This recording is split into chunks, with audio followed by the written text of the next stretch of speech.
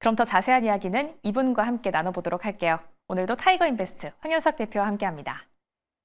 네, 대표님 안녕하세요. 안녕하십니까? 네, 미증시 마감 상황부터 구체적으로 짚어주시죠. 네, 미국 증시 출발하면서 개장 상황은 분위기가 좋았습니다. 좀 전에 이제 브리핑 해주신 대로 베센트 재무장관이 트럼프가 협상을 주도하는 관세와 협상을 주도하는 70여 개국 얘기를 했고요. 합의를 통해서 관세 부담을 낮출 수 있다.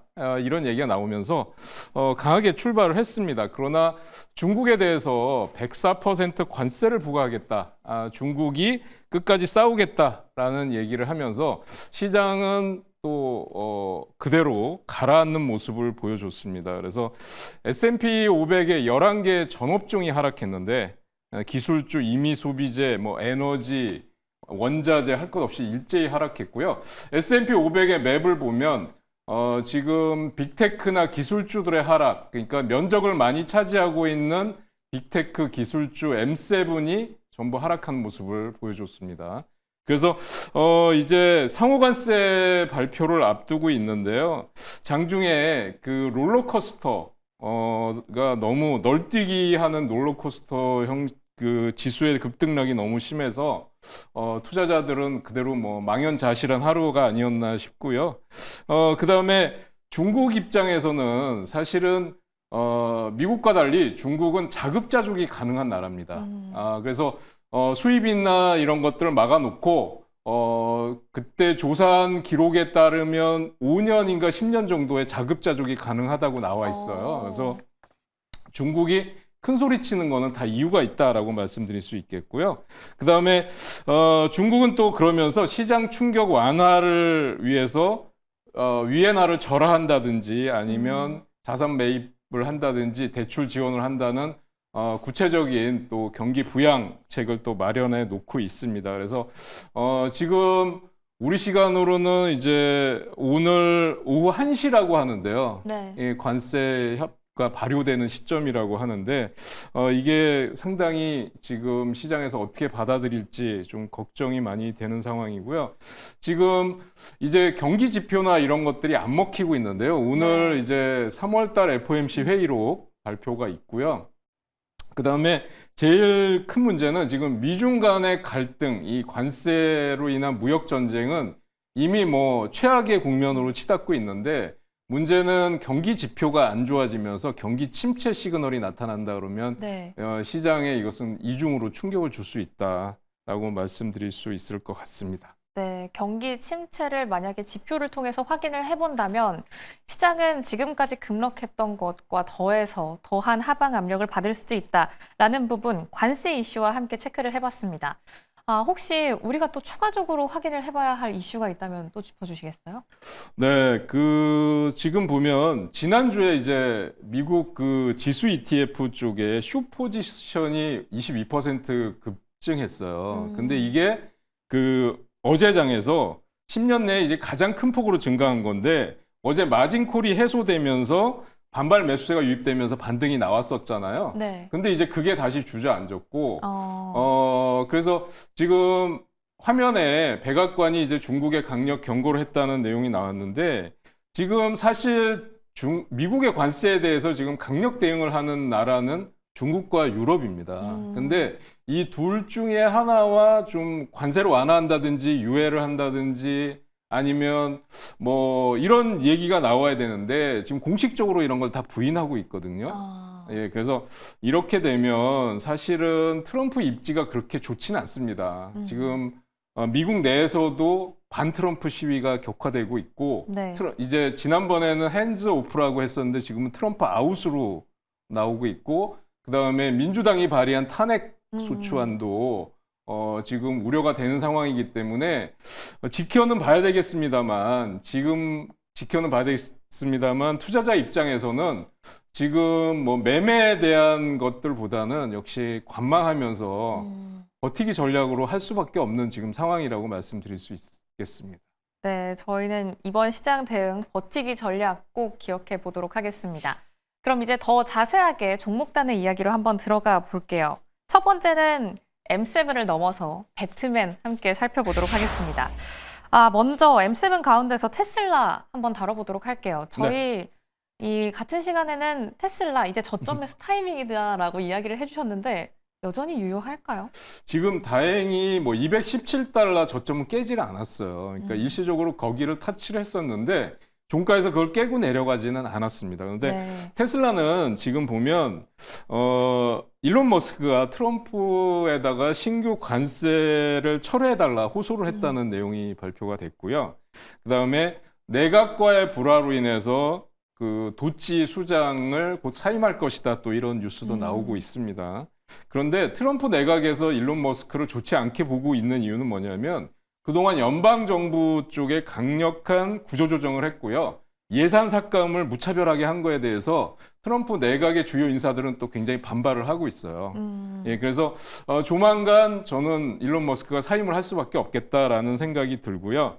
그다음에 발표된 뉴스 중에 미국 내에서 중고차 가격, 테슬라의 중고차 가격이 전년 대비 7% 정도 하락을 했는데 평균 1.5% 하락한 것과 비교한다면 너무 큰 폭의 하락이 나왔다라는 거고요. 영국에서는 무려 중고차 가격이 15%나 하락을 했다. 그리고 뭐 아시는 바와 같이 1분기 주가 하락률을 면에서는 테슬라가 36% 하락으로 가장 크게 하락을 했었던 상황입니다. 그래서 지금 상황에서는 지금 차트의 분석이 사실 의미가 있을까 싶긴 합니다만 지금 480달러 정도의 고점에서 지금 220달러 선까지 지금 내려왔다가 여기서 반등이 나왔는데 제가 그때 300달러에서 저항이 나올 거다라고 말씀을 드렸었는데요. 290달러 선 정도까지 올라가고 나서 다시 하락하는 모습을 보여주고 있습니다. 그런데 제 생각에는 이제 아무리 뭐 관세 전쟁에 대한 위협이 나타난다고 하더라도 이제 217달러 저점을 지켜낸다면 추가적인 급락 가능성은 많지 않다라고 보여지고요.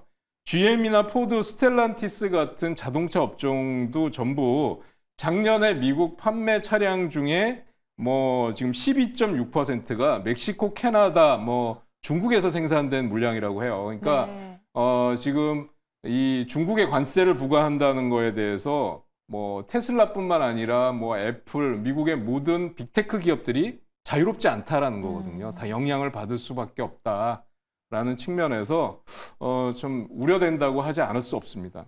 네, 결국 관세라는 게 시장에도 이렇게 하방 압력을 가하고 있지만 기업들에게도 참 좋지 않은 영향을 고스란히 끼치고 있다는 점 함께 확인을 해봤습니다. 테슬라는 217달러 선 함께 머리에 넣고 있어 보도록 할게요. 배트맨이라고 했으니까 브로드컴을 봐야겠죠. 최근 자사주 매입 소식을 알려오기도 했는데 오늘 같은 장세에서 또 1%대 상승으로 좀 살아남나 싶네요. 네, 장중에는 10%까지 급등이 나왔었어요. 그러니까 자사주를 100억 달러 매입을 한다고 했는데 우리 증시에서도 시장이 안정된 상황에서 이런 뉴스가 나온다 그러면 급등이 맞는 거거든요. 그리고 더군다나 이렇게 낙폭이 커진 상황에서는 그런데요. 지금 일본의 다이와 증권 쪽에서는 올해 그 이제 브로드컴이 강력한 성장 동력을 가지고 있다. 작년 고점 대비해서 지금 보면 33%가 하락한 거다. 이 가격 메리트가 분명히 있다라는 얘기를 하고 있고요. 그래서 목표 주가를 뭐 하향하기는 했습니다만 지금은 매력적인 주가 구간에 있다. 그래서 225달러까지 하향을 했었습니다. 그런데 지금 최고가 251달러 고점에서 지금 138달러 저점까지 내려온 다음에 지금 반등이 나온 거거든요. 157달러 정도인데 그래서 지금 뭐 이 반도체 관세가 아직 부과가 안 됐기는 했습니다만 역시 낙폭 과대에 따른 기술적인 반등은 나올 수 있지 않나 했는데 여기서 지금 반등이 나왔는데 다시 음봉으로 반등이 약화되는 모습을 보였었거든요.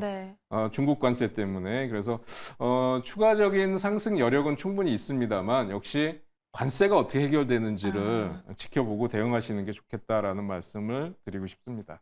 네, 상승 여력은 충분하지만 아무래도 관세라는 불확실성이 현재 시장을 짓누르고 있으니까요. 저희는 조심조심 대응해 보도록 하겠습니다.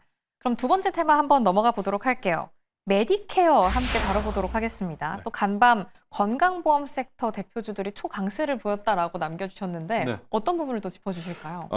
이게 지금 우리는 이제 뭐 건강보험을 전 국민 대상으로 하지만 미국은 네. 그렇지 않습니다. 그래서 이 트럼프 정부 쪽에서 메디케어의 지급률을 5.06%까지 인상한다 이렇게 발표를 했었는데 원래 이게 예상치 2% 대비해서 굉장히 높은 수준이고요. 그다음에 전월 달에 2.2%를 상회하는 겁니다. 그러니까 정부에서 보조금을 인상하는 거기 때문에 건강보험과 관련된 이 메디케어 관련주들이 급등했는데요.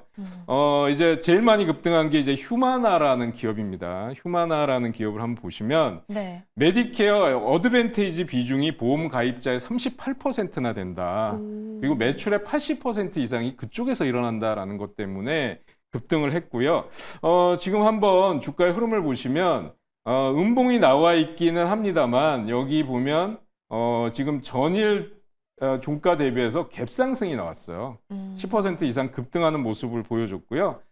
그래서 지금 이렇게 급등했는데 역시 관세라는 것 때문에 시장이 급락하다 보니까 역시 상승 탄력이 떨어지면서 음봉으로 전환하는 모습을 보여줬거든요. 네. 이제 휴마나 이외에도 이제 CVS 헬스라는 기업을 한번 보도록 하겠습니다. 네. 이게 그 연초 대비해서 이미 40% 이상 상승하고 있고 1분기 상승률 1위 종목이에요. 예, 근데 지금 보면은 보험 지급액 증액으로 추가 상승이 기대가 된다.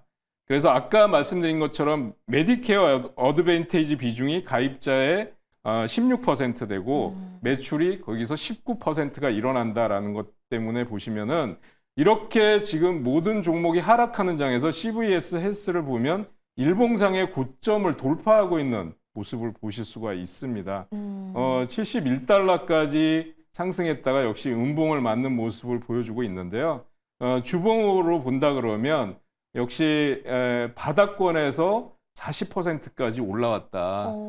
이렇게 보실 수가 있을 것 같아요. 그래서 이런 건강보험주, 메디케어 관련주들도 지금 시장의 불안감을 반영해 볼 때 이렇게 급등하는 모습이 나오면 일단 절반 이상 차익 실현하면서 흐름을 지켜봐야 될 것 같아요. 지금은 현금 비중을 높이는 거가 네. 가장 큰 지금 투자자들 입장에서는 리스크 관리하는 게 아닌가 이렇게 생각이 됩니다. 네, 워낙 위험도가 높은 시장, 우리는 현금 비중 확보하면서 대응해 보도록 하겠습니다. 이렇게 건강보험주, 그 안에서도 휴마나와 CVS 헬스까지 함께 만나봤어요. 그럼 이렇게 이슈와 함께 눈에 띄었던 종목까지 만나봤습니다. 지금까지 타이거인베스트 황윤석 대표와 함께했습니다. 고맙습니다.